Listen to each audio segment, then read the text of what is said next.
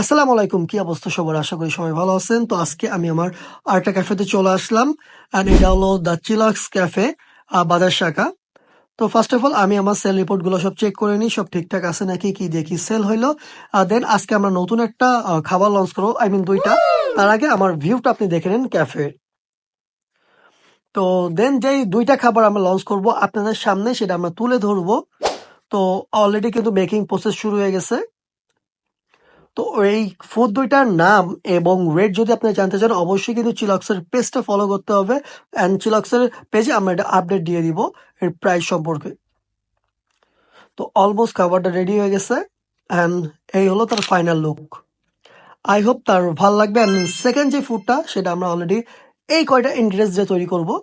So এটা আমরা riding করতে লাগি।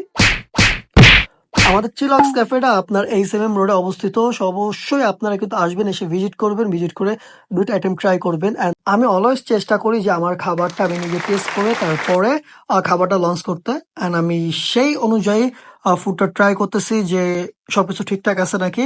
যখনই আমি দেখি না সবকিছু ওকে আছে, দেন আমি বলি যে কালকে থেকে এটা ওপেন করে দাও।